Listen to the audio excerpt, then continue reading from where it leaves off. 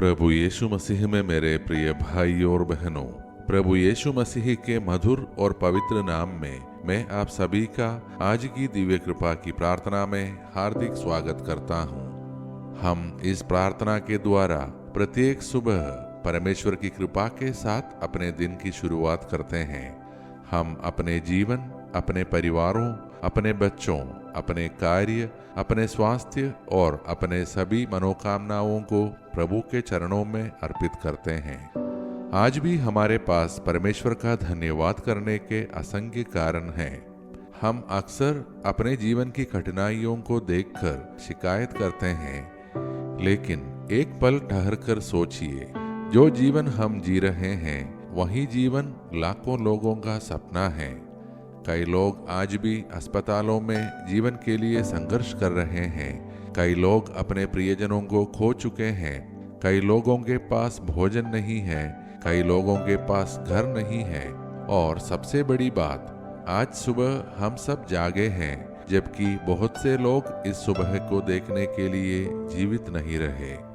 इसलिए आइए शिकायतों से पहले धन्यवाद देना सीखें। हम एक दूसरे के लिए निरंतर प्रार्थना करते रहेंगे। यदि आपको इस प्रार्थना के माध्यम से प्रभु की कृपा मिली है, तो इसे अपने परिवार, मित्रों और परिचितों के साथ अवश्य साझा कीजिए। आपका एक छोटा सा शेयर किसी निराश व्यक्ति के जीवन में आशा की किरण बन सकता है और किसी टूटे हुए हृदय में विश्वास जगा सकता है। मैं आप सभी का हृदय से धन्यवाद करता हूँ कि आप प्रतिदिन इस दिव्य कृपा की प्रार्थना में जुड़ते हैं, प्रभु की कृपाओं का अनुभव करते हैं और इस सेवा को आगे बढ़ाकर अनेक लोगों के जीवन में प्रकाश बनते हैं।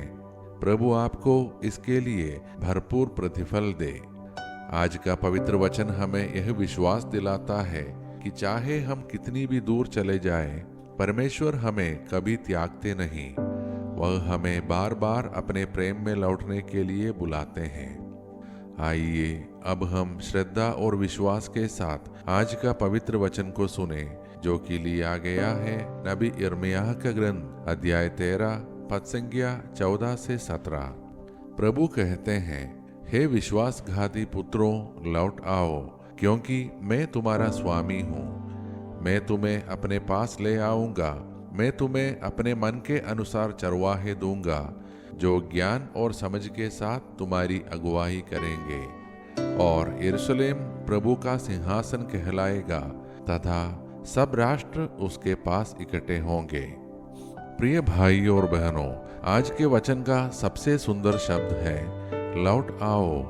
यह केवल एक आदेश नहीं है, यह एक पिता की पुकार है। यह उस परमेश्वर की आवाज है जो अपने बच्चों को खोना नहीं चाहता।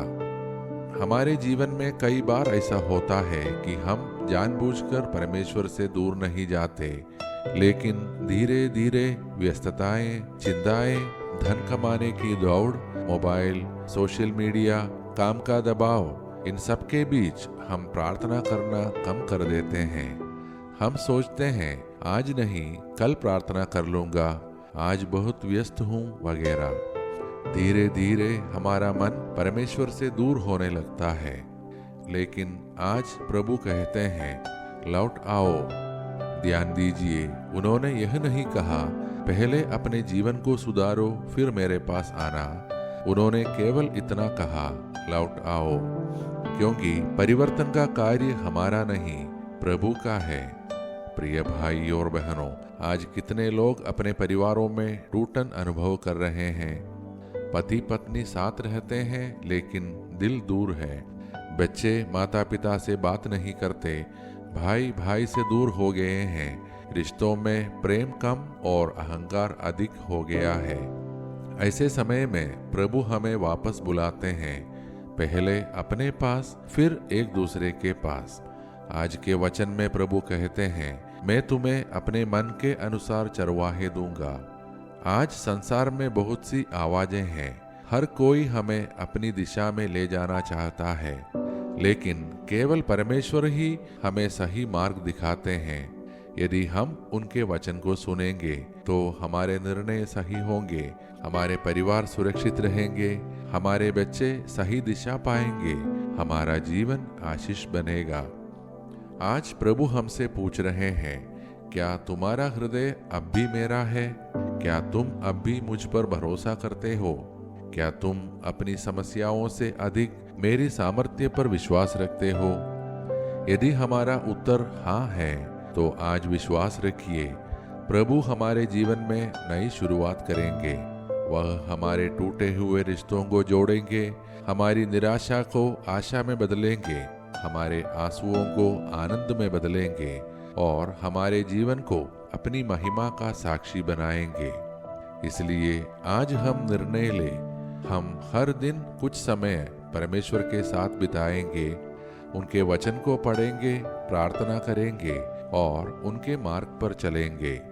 यदि आज का यह संदेश आपके हृदय को छू रहा है तो इसे अपने परिवार तथा मित्रों के साथ साझा करना ना भूलें। कौन जानता है, आपका एक शेयर किसी ऐसे व्यक्ति तक पहुंच जाए जो आज परमेश्वर की ओर लौटने की प्रतीक्षा कर रहा है। अब आइए पूरे विश्वास के साथ हम प्रभु के सामने अपने आप को समर्पित करें और मिलकर प्रार्थना करें। हे प्रेममय परमपिता परमेश्वर, आज इस सुंदर सुबह के लिए हम आपका धन्यवाद करते हैं। आपने हमें एक नया दिन, नई आशा और नई कृपा प्रदान की। हम स्वीकार करते हैं कि आपका प्रत्येक उपहार हमारी योग्यता से नहीं बल्कि आपके अनंत प्रेम और दया से है। हे प्रभु, यदि हम किसी भी प्रकार से आपसे दूर हो गए हैं तो आज हमें फिर से अपने प्रेम में लौटा दीजिए। हमारे भीतर एक नया हृदय उत्पन्न कीजिए जो केवल आपको खोजे, आपसे प्रेम करे और आपकी इच्छा के अनुसार जीवन जिए। हे प्रभु, आज इस प्रार्थना में जुड़े प्रत्येक भाई बहन और परिवार को आपके हाथों में सौंपते हैं। हमारे घरों को प्रेम, शांति, आनंद और एकता से भर दीजिए। ऐसा वातावरण दीजिए जहां हम एक दूसरे के साथ सुरक्षित, सम्मानित और प्रसन्न महसूस करें। हमारे बच्चों को आपकी सुरक्षा में रखिए, उन्हें उत्तम स्वास्थ्य, ज्ञान, सद्बुद्धि और अच्छे संस्कार प्रदान कीजिए। युवाओं को सही निर्णय लेने की बुद्धि और बुरी संगति से दूर रहने की शक्ति दीजिए। हे प्रभु, हम सभी को उत्तम स्वास्थ्य, समृद्धि, आनंद और आपके आशीषों से भर दीजिए। हमें हर प्रकार के पाप, बुराई, प्रलोभन और हर अनिष्ट से सुरक्षित रखिए। आज जिनका जन्मदिन है उन्हें दीर्घायु, उत्तम स्वास्थ्य और आपके प्रेम में बढ़ने का आशीर्वाद दीजिए। जो अपनी विवाह वर्षगांठ मना रहे हैं उनके वैवाहिक जीवन को और अधिक प्रेम, विश्वास और आनंद से भर दीजिए। हे प्रभु, जो लोग शारीरिक, मानसिक या आत्मिक रूप से पीड़ित हैं उन्हें अपने चंगाई देने वाले स्पर्श से स्वस्थ कीजिए। जो अवसाद, अकेलेपन, चिंता और निराशा में हैं उन्हें आपकी शांति और सांत्वना का अनुभव हो। जो अस्पतालों में हैं उन्हें शीघ्र स्वास्थ्य प्रदान कीजिए। हम विशेष रूप से प्रार्थना करते हैं कि आप हम सभी को अचानक और अप्राकृतिक मृत्यु से सुरक्षित रखिए। हमारी यात्रा, हमारा घर, हमारा कार्यस्थल और हमारा परिवार आपकी सुरक्षा में सदा बना रहे। हे प्रभु, हम अपने प्यारे देश को आपके हाथों में सौंपते हैं। हमारे देश के नेताओं को सत्य, न्याय और करुणा के साथ देश का नेतृत्व करने की बुद्धि प्रदान कीजिए। उन्हें ऐसे निर्णय लेने की शक्ति दीजिए जो प्रत्येक नागरिक के कल्याण और मानवता की उन्नति के लिए हो। हम पूरे विश्व के लिए भी प्रार्थना करते हैं। जहाँ युद्ध है वहाँ शांति स्थापित हो, जहाँ घृणा है वहाँ प्रेम जन्म ले, जहाँ हिंसा है वहाँ मेल मिलाप हो। पूरी मानव जाति एक परिवार की तरह प्रेम और सद्भाव में जीवन बिताए। हे प्रभु, आज इस प्रार्थना में जुड़े प्रत्येक व्यक्ति की निजी मनोकामनाओं को भी हम आपके चरणों में रखते हैं। जो नौकरी की तलाश में हैं उन्हें अवसर दीजिए। जो आर्थिक संकट में हैं उनके लिए नए मार्ग खोलिए। जो अपने परिवार के लिए संघर्ष कर रहे हैं उन्हें धैर्य और सामर्थ्य दीजिए।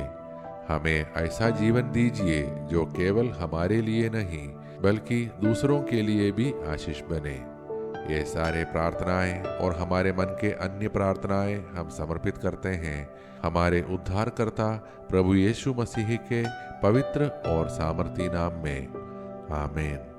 प्रिय भाई और बहनों, आज का वचन हमें याद दिलाता है परमेश्वर कभी अपने बच्चों को छोड़ते नहीं, वह प्रेम से पुकारते हैं, लौट आओ।